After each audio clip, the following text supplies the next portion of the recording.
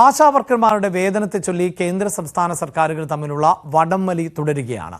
നൽകേണ്ടതെല്ലാം നൽകി എന്നും utility certificate എന്തുകൊണ്ട് സംസ്ഥാനം കേന്ദ്രത്തിന് കൊടുക്കുന്നില്ല എന്നുമാണ് കേന്ദ്ര സഹമന്ത്രി സുരേഷ് ഗോപിയുടെ ചോദ്യം. ബ്രാൻഡിംഗിന്റെ പേരിൽ തടഞ്ഞുവെച്ച കഴിഞ്ഞ വർഷത്തെ ക്യാഷ് ഗ്രാന്റിൽ ₹1 പോലും കിട്ടിയിട്ടില്ല എന്നാണ് ആരോഗ്യമന്ത്രി വീണ ജോർജ് പറയുന്നത്. എല്ലാം കൊടുത്തെന്ന് കേന്ദ്രം, ഒന്നും കിട്ടിയില്ലെന്ന് സംസ്ഥാനം. ആശമാരെ ചൊല്ലി കേന്ദ്ര സംസ്ഥാന സർക്കാരുകളുടെ തർക്കം മുറുകുകയാണ്. അവസാനമില്ലാതെ സമരവും. പാർലമെന്റിൽ കേന്ദ്ര സർക്കാർ പറഞ്ഞ കാര്യം സമരപ്പന്തലിലെത്തി സുരേഷ് ഗോപി സമരക്കാരെ അറിയിച്ചു. യൂട്ടിലിറ്റി സർട്ടിഫിക്കറ്റ് എവിടെയെന്ന് സംസ്ഥാനത്തോട് സുരേഷ് ഗോപിയുടെ ചോദ്യം. കൊടുക്കാനുള്ളത് കൊടുത്തു കഴിഞ്ഞു എന്ന് പറയുന്നത് അവസാനിച്ചു. ഇനി അത് തെറ്റാണെന്നുണ്ടെങ്കിൽ യൂട്ടിലിറ്റി സർട്ടിഫിക്കറ്റ് അവിടെ രേഖപ്പെടുത്തി തെളിയിക്കണം. അങ്ങനെ ഉണ്ടെങ്കിൽ തരും. യൂട്ടിലിറ്റി സർട്ടിഫിക്കറ്റ് എന്തുകൊണ്ട് കൊടുക്കാൻ പറ്റുന്നില്ല? കേന്ദ്രം പറയുന്നതെല്ലാം കള്ളമെന്നാണ് സംസ്ഥാനത്തിന്റെ വാദം. യൂട്ടിലിറ്റി സർട്ടിഫിക്കറ്റ് നേരത്തെ നൽകി. 2025 വരെയുള്ള ഫിനാൻഷ്യൽ മോണിറ്ററിംഗ് സർട്ടിഫിക്കറ്റും അയച്ചു കൊടുത്തു.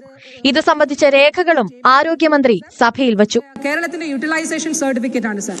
2025 ഫെബ്രുവരി വരെയുള്ള മുഴുവൻ ഫിനാൻഷ്യൽ സ്റ്റേറ്റ്മെന്റ്സും അതുപോലെ ഫണ്ട് ലൊക്കേഷൻ സംബന്ധിച്ച മുഴുവൻ കാര്യങ്ങളും അയച്ചിട്ടുണ്ട് സർ. അതിന്റെ ഡോക്യുമെന്റും ഉണ്ട് സർ. അപ്പോ ഈ യൂട്ടിലൈസേഷൻ സർട്ടിഫിക്കറ്റിൽ സെൻട്രൽ ഷെയർ സർ ഇതിൽ നില്ലാണ് കാണിച്ചിരിക്കുന്നത്. ഇത് കേന്ദ്രത്തിന് അയച്ചു കൊടുത്തിട്ടുള്ളതാണ്.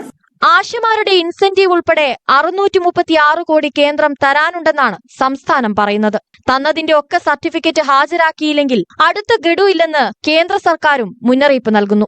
ഇനി പ്രതീക്ഷ കേന്ദ്രത്തിലെന്ന് സമരക്കാരും പറയുന്നു. ഇനി കിട്ടണമെന്നുണ്ടെങ്കിൽ ഇവർ കണക്ക് കൊടുക്കണം.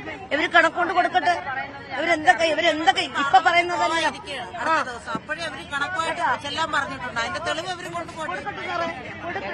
കൊണ്ടുവന്ന് കണക്ക് കൊടുക്കട്ടെ. ഞങ്ങൾ പാവങ്ങളല്ലേ, കാണുന്നില്ല ഈ കിടന്ന് ഈ പെരുമഴത്തല്ലേ ഞങ്ങളെ ഇറക്കി വിട്ടത്.